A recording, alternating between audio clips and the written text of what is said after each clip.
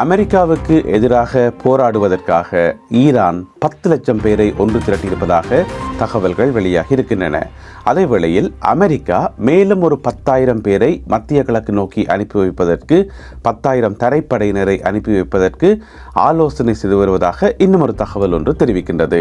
மிக முக்கியமான ஐரோப்பிய நாடு ஒன்றுக்கு ஹோர்முஸ் நீரிணையை திறந்து விட்டிருக்கிறது ஈரான். இந்த செய்திகள் உட்பட மேலும் பல முக்கியமான செய்திகளும் தகவல்களும் இந்த காணொலியில் காத்திருக்கின்றன. ஈரானிய யுத்தத்தில் இன்று வெள்ளிக்கிழமை 28வது நாளாகும். இந்த 28வது நாளில் நடைபெற்ற சில முக்கியமான சம்பவங்களின் தொகுப்பை இந்த காணொலியில் பார்க்க போகின்றோம். தமிழடியான் வேர்ல்டு யூடியூப் சேனலுக்கு உங்கள் அனைவரையும் வருகவென அன்புடன் வரவேற்கின்றேன். வாருங்கள் காணொலிக்குள் போகலாம். ஈரானிய மண்ணில் காலடி எடுத்து வைக்க இருக்கும் அமெரிக்க வீரர்களை எதிர்கொள்வதற்காக ஈரான் இப்பொழுது 10 லட்சம் பேரை ஒன்று திரட்டியிருப்பதாகவும் அவர்களுக்கான பயிற்சிகள் மற்றும் இதர ஒழுங்குகள் செய்யப்பட்டு வருவதாகவும் தகவல்கள் வெளியாகி இருக்கின்றன. ஏற்கனவே ஈரானிய இராணுவத்தில் இருப்பவர்கள் ஈரானிய ரெகுலர் இராணுவம் மற்றும் இஸ்லாமிய புரட்சிகர காவல் படை மற்றும் ஈரானினுடைய ஊர்காவல் படை என அழைக்கப்படுகின்ற பசிச் படையணி, இவர்களுக்கு மேலதிகமாக இன்னும் அதிகம் பேர் திரட்டப்பட்டு மொத்தம் 10 லட்சம் பேர் தயாராக இருப்பதாக இந்த செய்தியில் சொல்லப்பட்டிருக்கிறது.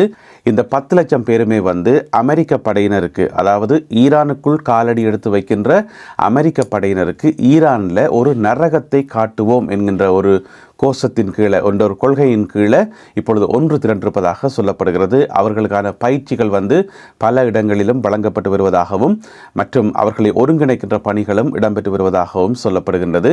அமெரிக்கா தன்னுடைய படையை ஈரானிய மண்ணில் களமிறக்கும் என்றுதான் இப்ப பெரும்பாலான ஒரு எதிர்பார்ப்பாக இருக்கிறது. அநேகமான ஊடகங்களில் இந்த விஷயம் எதிர்வு கூறப்பட்டு கொண்டே இருக்கிறது. எனவே அப்படி ஒரு சம்பவம் நடக்குமாக இருந்தால் மிக பெரும் யுத்த களம் ஒன்றை இந்த உலகம் காண்பதற்கு தயாராகி வருகிறது.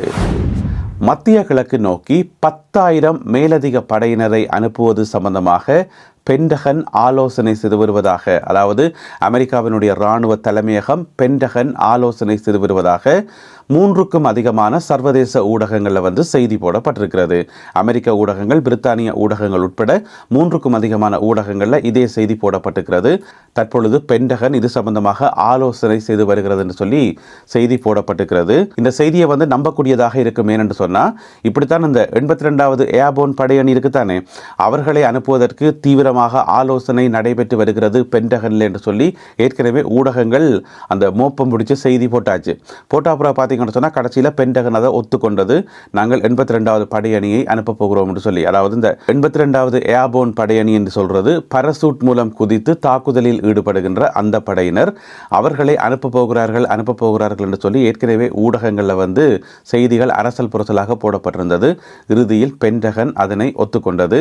இப்போ பார்த்தீங்கன்னு சொன்னால் ஊடகங்கள் 10,000 தரைப்படையினரை, இது முழுக்க தரைப்படை என்று சொல்லப்படுகிறது. எனவே தரைப்படையினரை அனுப்ப போகிறார்கள். அதற்கான ஆலோசனைகள் இடம்பெற்று வருவதாக சொல்லப்படுகிறது. என்ன பிரச்சனை என்று சொன்னால், இப்போ அமெரிக்கா மாதிரியான ஒரு நாட்டில் இந்த மாதிரியான விஷயங்களை ரகசியமாக வச்சிருக்க முடியாது. இப்போ படையை ஒன்று திரட்டுறது, அதற்கான ஆலோசனைகள் செய்கிறத ரகசியமாக வச்சிருக்க முடியாது. என்று சொன்னால் அது அரசாங்கத்தோடு சம்பந்தப்பட்டது, அரசாங்க அதிகாரிகளோட சம்பந்தப்பட்டது, அரசியலோட சம்பந்தப்பட்டது. எனவே எப்படியாவது தகவல் வெளியில் வந்துடும். இப்போ 10,000 பேர், இந்த 10,000 பேரில் கவச வாகன படையணி, கவச வாகனங்கள், இந்த மாதிரி முழுக்க தரைப்படை தான். தரைப்படைக்கு தேவையான என்னென்ன எக்யூப்மெண்ட்ஸ் எல்லாம் தேவையோ அவ்வளத்தையும் சேர்த்து இந்த 10,000 பேரும் அனுப்பி வைக்கப்பட இருப்பதாக, அதுக்கான ஆலோசனைகள் இடம்பெற்று வருவதாக சொல்லப்படுகிறது. என்ன பிரச்சனை சொன்னால், ஏற்கனவே மரீன் வீரர்கள் கிட்டத்தட்ட ஒரு 5,000 பேர் அனுப்பப்படுகிறார்கள். அவர்கள் ஒந்த வேலை போய்கொண்டிருக்கிறார்கள். இப்பொழுது 2 முனையிலிருந்து போய்கொண்டிருக்கிறார்கள். அதில் ஒரு அணி இன்றைக்கு வெள்ளிக்கிழமை போய் சேரும் என்று சொல்லப்படுகிறது. அதாவது ஜப்பான்லேருந்து புறப்பட்டு கொண்டிருக்கக்கூடிய ஒரு அணி 31வது MEU அணி இன்று வெள்ளிக்கிழமை மத்திய கிழக்கை சென்றடையும், அந்த யுத்த வலயத்துக்கு அண்மையாக சென்றடையும் என்று சொல்லப்பட்டது. ஆனால் இந்த காணொளி ஒளிப்பதிவு செய்யப்படும் வரை அது சம்பந்தப்பட்ட தகவல்கள் எதுவும் வெளிவரையில. அப்படி ஏதாவது தகவல்கள் கிடைச்சா நான் உங்களுக்கு அடுத்த காணொளியில் சொல்றேன். இருந்தாலும் 2 முனைகளில் இருந்து இப்பொழுது மத்திய கிழக்கு நோக்கி மரீன் வீரர்கள் அனுப்பப்படுகிறார்கள் 5,000 பேருக்கு கிட்ட.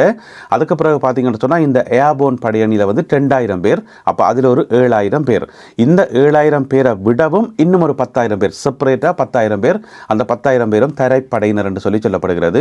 எனவே பென்டகன்ல இருந்து இதுவரைக்கும் உத்தியோகபூர்வமான தகவல் வெளிவரவில்லை. மிக விரைவில் அது வெளிவரும் என்று சொல்லி எதிர்பார்க்கப்படுகிறது. இந்த 10,000 பேருமே கார்க் தீவுக்கு அண்மையாக ஒரு இடத்தில் நிலைநிறுத்தப்படுவார்கள் என்று சொல்லியும் இந்த செய்தியில் சொல்லப்பட்டுள்ளது. மத்திய கிழக்கு நாடுகளில் வசிக்கின்ற பொதுமக்களுக்கு மீண்டும் இஸ்லாமிய புரட்சிகர காவல் படையிடமிருந்து ஒரு எச்சரிக்கை ஒன்று வெளியாகி இருக்கிறது. அமெரிக்க இராணுவத்தினருடைய இலக்குகளிலிருந்து விலகி இருங்கள்.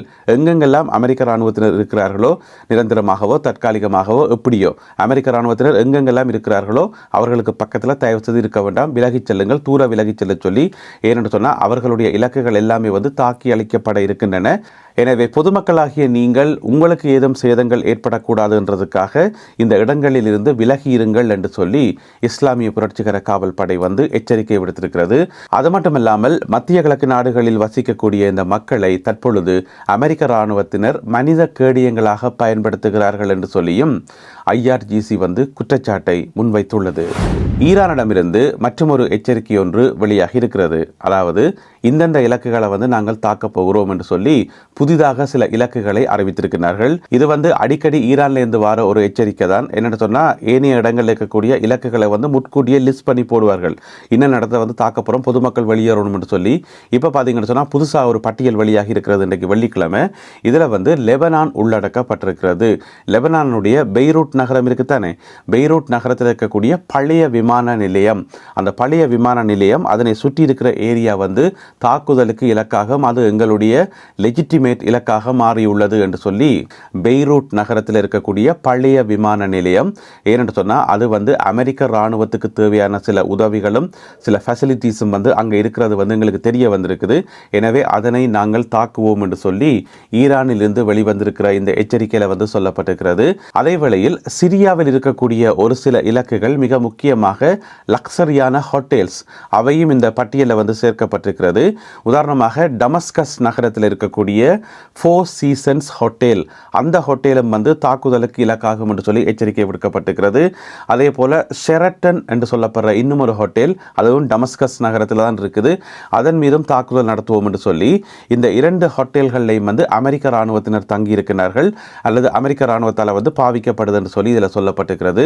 எனவே அதன் மீதும் தாக்குதல் நடத்துவோம் என்று சொல்லி, அது மட்டும் இல்லாமல் ஜனாதிபதி மாளிகையும், சிரியாவினுடைய ஜனாதிபதி மாளிகையும் அதனை சுற்றி இருக்கிற பகுதிகளும் கூட எங்களுடைய லெஜிட்டிமேட் இலக்காக மாறி இருக்கிறது. எனவே அவற்றின் மீது நாங்கள் தாக்குதல் நடத்துவோம் என்று சொல்லி ஈரான் எச்சரிக்கை விடுத்துள்ளது. ஐரோப்பிய நாடு ஒன்றுக்காக ஹோர்முஸ் நீரிணையை ஈரான் திறந்து விட்டிருக்கிறது என்று சொன்னால் உங்களால் நம்ப முடியுமா? அதுதான் ஸ்பெயின். ஸ்பெயின் நாட்டுக்காக இப்பொழுது ஹோர்முஸ் நீரிணை திறக்கப்பட்டிருக்கிறது. எனவே ஸ்பெயின் நாட்டு கப்பல்கள் தாராளமாக வர முடியும் என்று சொல்லி ஈரானிய தரப்பில் அறிவிக்கப்பட்டிருக்கிறது.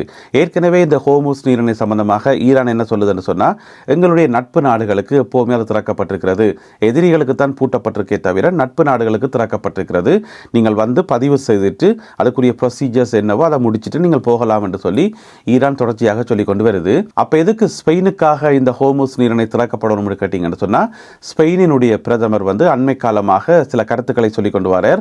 மிக முக்கியமாக ஈரானுக்கு எதிராக இஸ்ரேலாலும் அமெரிக்காவாலும் நடத்தப்படுகின்ற இந்த தாக்குதல்கள் சட்டவிரோதம் என்று சொல்லி முதலாக சொன்ன ஒரு ஐரோப்பியர் என்று சொன்னால் அவராத்தான் இருக்க முடியும். ஒரு ஐரோப்பிய நாட்டினுடைய ஒரு பிரதமர் சொன்னது அதுதான் முதல் தடவை இது சட்டவிரோதமானது என்று சொல்லி அவர் சொல்லியிருந்தவர்.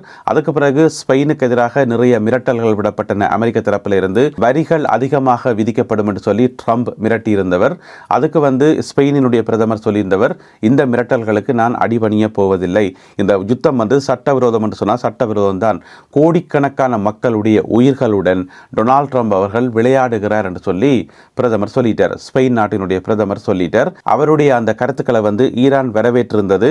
இது நியாயமான கருத்து, உண்மையான கருத்து என்று சொல்லி அவர்கள் வரவேற்றிருந்தார்கள்.